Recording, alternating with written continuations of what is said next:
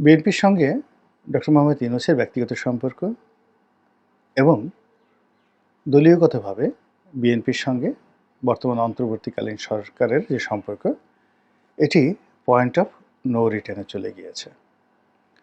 এই সরকারের কাছে বিএনপির যে আশা ছিল, ভরসা ছিল, আস্থা ছিল, বিশ্বাস ছিল, প্রেম ছিল, ভালোবাসা ছিল, সব কিছু বুমেরাং হয়ে গেছে। বিএনপি প্রথম দিকে মনে করেছিল যে এই সরকারকে ভয় দেখালে সরকার ভয় পাবে। এখন তারা দেখছে যে সরকার তো ভয় পাচ্ছে না, উল্টো এমন কিছু ঘটনা অতি সাম্প্রতিক সময় ঘটেছে যাতে বিএনপির মনে আতঙ্ক তৈরি হয়ে গেছে, ভয় তৈরি হয়ে গেছে। বিএনপি মনে করছে, বা বিএনপির বেশিরভাগ লোকজন মনে করছে যে সারা বাংলাদেশে যে অরাজকতা, পুলিশের মধ্যে চেইন অফ কমান্ড এর যে দুর্বলতা, বিএনপির লোকদেরকে অবাধে যাকে বলা হয় চাঁদাবাজি করতে দেয়া প্রশাসনের পক্ষ থেকে, এটি সরকারের একটি কৌশল। দ্বিতীয়ত, জেলখানা থেকে সেই আগস্ট মাসের 5 তারিখের পরেই যেভাবে পাইকারি হারে সকল অপরাধীদেরকে, এর মধ্যে বিএনপির অপরাধীও আছে, যেভাবে ছেড়ে দিয়ে বিএনপিকে কলুষিত করা হয়েছে, সমাজকে উত্তাল করে দেয়া হয়েছে, এবং যার পুরো রাজনৈতিক দায় দায়িত্ব বিএনপির উপরে এসে পৌঁছে গেছে, এবং এই কাজটি খুব ম্যাটিকুলাসলি করা হয়েছে। এখন নারায়ণগঞ্জের এক যুব নেতাকে জেলখানা থেকে ছাড়া হয়েছে, এবং তিনি যেভাবে মহড়া দিচ্ছেন, তাকে নিয়ন্ত্রণ করা বিএনপির কারো পক্ষে সম্ভব নয়। কিন্তু বদনাম হয়ে যাচ্ছে যে সাবেক ছাত্রদল নেতা অমুক অমুক এই কাজগুলো করছে।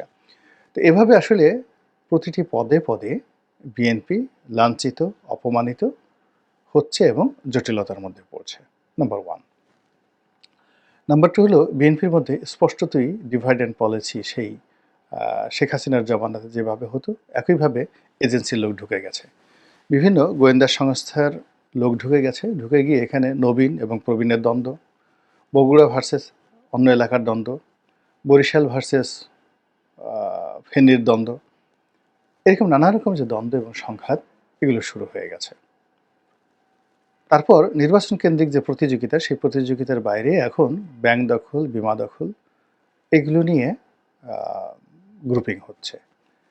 এরপর সংস্কারবাদী গ্রুপ এবং যারা সংস্কার চায়নি 1/11-এর সময়, সেই গ্রুপ এখন মুখোমুখি অবস্থানে পৌঁছে গেছে। হাওয়া ভবন কেন্দ্র করে যারা অনেক টাকা পয়সা রোজগার করেছেন, এবং বেগম খালেদা জিয়ার অফিসকে কেন্দ্র করে বা তার স্নেহ ভালোবাসা নিয়ে যারা প্রচুর টাকা পয়সার উপার্জন করেছে, এবং আওয়ামী লীগের সাথে সমঝোতা করে দেশে এবং দেশের বাইরে সম্পদের পাহাড় গড়ে তুলেছে, এবং বিএনপির বিপদের সময় যারা এক পয়সাও টাকা দেয়নি, তারা এই সময়টিতে এসে সরকারের বা প্রশাসনের মদদে পুরো ব্যবসায়িক জগৎ, শেয়ার মার্কেট, আন্ডারওয়ার্ল্ড থেকে শুরু করে সব কিছু তাদের দখলে, দায় দায়িত্ব কার? বিএনপির। কিন্তু বিএনপির সাথে কিন্তু এদের গত 15 বছর বা 10 বছর কোনো রকম সম্পর্ক ছিল না। এরপরে বিএনপির মধ্যে ভাইয়া গ্রুপ আর বেগম জিয়া গ্রুপ, অর্থাৎ জনাব খালেদা বেগম খালেদা জিয়া এবং জনাব তারেক রহমান, ওনাদের যে সমর্থক যারা আছেন, এদের মধ্যে বিভেদ এবং বিসংবাদ এই আগস্ট মাসের 5 তারিখের আগে প্রকাশ্যে ছিল না। এই সময়টিতে বাংলাদেশে আনাচে কানাচে সিনিয়র জুনিয়র একটা দ্বন্দ্ব এবং সংঘাত তৈরি হয়ে গেছে, এবং সেখানে যেভাবে এজেন্সিগুলো এর সাথে জড়িত, এর সঙ্গে আরও অনেক যাকে বলা হয় জড়িত, ফলে গিয়ে বিএনপির জন্য রাজনীতি এখন একটা রীতিমতো ভয়ঙ্কর হয়ে পড়েছে। তো এই অবস্থাতে নির্বাচন, অতি সত্ত্বর নির্বাচন দেওয়া, নির্বাচনে জয়লাভ করা এবং ক্ষমতায় যাওয়া ছাড়া বিএনপির হাতে কোনো বিকল্প নেই। দিন যত যাবে বিএনপির জন্য এই সমস্যাগুলো বাড়বে, এবং আরও একটি বিএনপি ভয় পাচ্ছে যে আরও একটি 1/11-এর মতো পরিস্থিতি তাদেরকে মোকাবেলা করতে হবে। তো যার জন্য তারা এই ডিসেম্বর মাসের মধ্যে একটা নির্বাচন আদায় করার জন্য সর্বত কূটনৈতিক তৎপরতা চালিয়ে আসছিল, এবং তাদের পক্ষ থেকে, অর্থাৎ দলের পক্ষ থেকে সর্বোচ্চ সহযোগিতার হাত বাড়িয়ে দলের শীর্ষ নেতারা একাধিকবার ডক্টর মোহাম্মদ ইউনূস সাহেবের সঙ্গে দেখা করেছেন। কিন্তু ফাইনালি যে রেজাল্ট দেখা যাচ্ছে, তাতে মনে হচ্ছে যে যেই লাউ সেই কদু, অর্থাৎ কথা হচ্ছে, আলাপ আলোচনা হচ্ছে, যাওয়া হচ্ছে, আনাকুম জানাকুম, কিন্তু কথা হলো ৯ ডিসেম্বর, ৯ জুন। ডিসেম্বর হলে কম সংস্কার, এরপরে জুন হলে বেশি সংস্কার। তারপর আবার আগে স্থানীয় সরকার নির্বাচন, পরে জাতীয় নির্বাচন।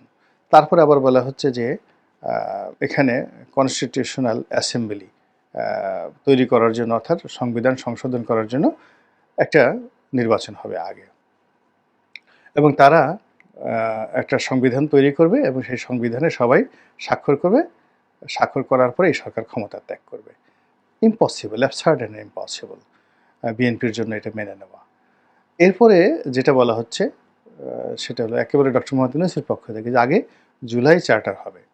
এখন জুলাই চার্টার যারা তৈরি করবে সেই জুলাই চার্টারে রাজনৈতিক দলগুলো স্বাক্ষর করবে এবং ওটাই বিপ্লবী সরকার হিসেবে তাদেরকে বৈধতা দিবে, তাদেরকে সেফ এক্সিট দেবে, এবং সেই জুলাই চার্টার নিয়েই এখন সবচেয়ে বড় ঝামেলাটা তৈরি হতে যাচ্ছে। ফলে বিএনপি মূলত মানে ১লা মে অর্থাৎ শ্রমিক দিবসকে কেন্দ্র করে বিশাল জনসভা করেছে, এবং মানে এই ১লা মেতে সারা ঢাকার যে শাহবাগ থেকে শুরু করে পল্টন মোড় পর্যন্ত, পুরানা পল্টন মোড় থেকে একেবারে বিজয়নগর হয়ে তারপরে নয়াপল্টন হয়ে কাকরাইল থেকে একেবারে সোজা সেই ফকিরাপুল মোড় পর্যন্ত লোকে লোকারণ্য ছিল পুরো সকাল। একটা গাড়ি ঘোড়াও সেখানে চলতে পারেনি। তো এখানে কেবলমাত্র বিএনপি নামেনি, এখানে আওয়ামী লীগের লোক নেমেছে, এখানে সমস্ত শ্রমিক সংগঠনগুলো নেমেছে, আরও অনেক অদৃশ্য শক্তি নেমেছে। এটা ডক্টর মোহাম্মদ ইউনূসেরকে একটা রেড সিগন্যাল দেওয়া যে আমরা রাস্তায় নামতে যাচ্ছি। এই হলো এক।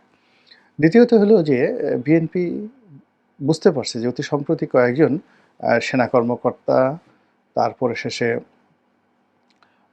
একজন উপদেষ্টা এবং বেশ কিছু সরকারি কর্মকর্তা যে কথাগুলো বলেছে যা বিএনপির ঘুম হারাম করে দিয়েছে। সেই কথাগুলো হলো যে এই গত কয়েক মাসে যারা মব করেছে, যারা মামলার নামে মামলাবাজি করেছে, যারা চাঁদাবাজি করেছে, তাদের হালনাগাদ তথ্য তাদের হাতে রয়েছে। তারা যে কোনো সময় এদের বিরুদ্ধে অ্যাকশনে নামবে। বোঝার চেষ্টা করুন, যদি চাঁদাবাজদেরকে ধরা হয়, তারপরে যারা ভুয়া মামলা করেছে তাদেরকে ধরা হয়, যারা মব সৃষ্টি করেছে তাদেরকে ধরা হয়, তাহলে সারা বাংলাদেশে বেশিরভাগ ক্ষেত্রে বিএনপির নেতাকর্মীরা বিপদে পড়বে, এবং এটা অনেকটা হবে এই অপারেশন ক্লিন হার্টের মতো। এবং সেই অপারেশন ক্লিন হার্ট হলে বিএনপি আর জিন্দিগিতে তাদের অবস্থা মুসলিম লীগের মতো হবে। তো কাজেই এখানে যে আগে যাকে বলা হয় এখানে অ্যাকশন দেখাতে পারবে, এবং সেই অ্যাকশনটা যদি আগে সরকার দেখায়, অর্থাৎ সরকার যদি আগে অপারেশন ক্লিন হার্ট তৈরি করে, সরকার সাস্টেন করবে, বিএনপি ভ্যানিশ হয়ে যাবে, একদম আওয়ামী লীগের মতো ভ্যানিশ হয়ে যাবে, এবং মাঠে মাত্র জামাত ইসলামী থাকতে পারবে, বা অন্যান্য যে সকল দল সরকারের দাবিদার হিসেবে থাকতে চাইবে তারা থাকতে পারবে, কিংস পার্টি হিসেবে। বিএনপি থাকতে পারবে না যদি এই মুহূর্তে অপারেশন ক্লিন হার্ট করে। এবং সরকার সেই অপারেশন ক্লিন হার্ট করার জন্য যে প্রস্তুতি নিচ্ছে, এটি আমি সেপ্টেম্বর মাসে বলেছি। এর কারণ হলো এটা সেনাবাহিনীর মানে রোলের মধ্যে পড়ে না। তাকে ম্যাজিস্ট্রেসি ক্ষমতা দেওয়া হয়েছে, তারপর তাকে ফিল্ডে ডিপ্লয় করা হয়েছে। সারা বাংলাদেশে বিশাল সংখ্যক সেনাবাহিনী রয়েছে, প্রত্যেকটা উপজেলাতে সেনা সদস্য রয়েছে। তারা বসে বসে শুধু তালিকা করছে, কথা শুনছে, দেখছে, কিন্তু কোনো অ্যাকশনে যাচ্ছে না। ইট মিনস তারা একটা বৃহত্তর অ্যাকশনে যাওয়ার জন্য প্রস্তুতি নিচ্ছে, এবং সেই অ্যাকশনটা ডক্টর মোহাম্মদ ইউনূসের হুকুম হতে পারে, অথবা ওয়াকারুজ্জামান সাহেবের হুকুম হতে পারে। যদি ইউনূস সাহেবের হুকুমে হয় তাহলেও বিএনপি ক্ষতিগ্রস্ত হবে, যদি ওয়াকারুজ্জামান সাহেবের হুকুম হয় তাহলেও বিএনপি ক্ষতিগ্রস্ত হবে মারাত্মক। অর্থাৎ এরকম একটা সেনাবাহিনীর যে অ্যাকশন বা যৌথ বাহিনীর যে অ্যাকশন চাঁদাবাজদের বিরুদ্ধে, আওয়ামী লীগের বিরুদ্ধে নয়। এখন যেটা হচ্ছে ডেভিল হান্ট। তো ডেভিলকে বাদ দিয়ে তারা যদি বলে আমরা চাঁদাবাজ ধরবো, মামলাবাজ ধরবো, অত্যাচারীদের ধরবো, জুলুমবাজদের ধরবো, তাহলে গত 7 মাসে যারা কিছু করেছে সেখানে বিএনপি মোটামুটি ভ্যানিশ হয়ে যাবে। তার আগেই এ থেকে বাঁচার জন্য বিএনপিকে রাজপথ গরম করতে হবে, এবং বিএনপিকে আন্দোলন নামতে হবে, এবং বিএনপিকে স্পষ্টভাবে বলতে হবে তারা ডক্টর ইউনূসকে চায় না, তার পদত্যাগ দাবি করে। এছাড়া এই যে ফাঁদের মধ্যে বিএনপি পড়ে গেছে, এখান থেকে বিএনপির আর বের হওয়ার কোনো উপায় নাই। আর দ্বিতীয়ত তারা ডক্টর মোহাম্মদ ইউনূসের চলে যাওয়ার পর তারা একটা তত্ত্বাবধায়ক সরকার চাইবে, এবং সেই তত্ত্বাবধায়ক সরকার অধীনে 3 মাসের মধ্যে একটা নির্বাচন হবে। এবং আমাদের এই তত্ত্বাবধায়ক সরকার সংক্রান্ত যে রায়টা ছিল হাইকোর্টের, যে ভার্ডিক্ট ছিল বা যে অ্যামেন্ডমেন্টটা ছিল সেটা ইতিমধ্যে বাতিল হয়ে গেছে। বাতিল হওয়ার পর পুরনো যে তত্ত্বাবধায়ক সরকার ব্যবস্থা রিভাইভ হয়ে গেছে। আর সেই দিক থেকে ডক্টর মোহাম্মদ ইউনূস যদি এখন এই অন্তর্বর্তীকালীন সরকার যেটার একমাত্র ভিত্তি হলো সুপ্রিম কোর্টের একটা রেফারেন্স। অর্থাৎ শেখ হাসিনা চলে যাওয়ার পর সুপ্রিম কোর্ট থেকে যে রেফারেন্সটা আনা হয়েছে সেটার ভিত্তিতে এই সরকার গঠিত হয়েছে। কিন্তু তত্ত্বাবধায়ক সরকারের যে ভিত্তিটা এটা আরও অনেক বেশি এবং সেটা নিয়ে যদি অর্থাৎ সেটি নিয়ে যদি বিএনপি আন্দোলন করে, সংগ্রাম করে, লড়াই করে তাহলে তাদের এখন যে সমূহ ক্ষতির সম্ভাবনা রয়েছে, বিলীন হয়ে যাওয়ার সম্ভাবনা রয়েছে সেটি আরও যাকে বলা হয় তুলনামূলকভাবে তাদের জন্য নিরাপদ হবে আন্দোলন করে দাবি আদায়ের জন্য। যদি তারা ফেইল করে তারা তো এমনিই ফেল হয়ে গেছে। এখন কেউ যদি এই অবস্থাতে মনে করে যে ডিসেম্বর মাসে নির্বাচন হবে এবং ডক্টর মোহাম্মদ ইউনূসের দায়িত্ব হলো বিএনপির হাতে ক্ষমতা তুলে দেওয়ার জন্য ইত্যাদি ইত্যাদি অনেক কিছু। এটি আমি মনে করি একটা মারাত্মক ভুল। এখানে যে পলিসিগুলো সরকার করছে সেটা ঢাকা সিটি কর্পোরেশনে এরশাদকে বসানো, চিটাগং সিটি কর্পোরেশনে শাহাদাতকে বসানো এটা তাদের একটা প্ল্যানের অধীন। এটা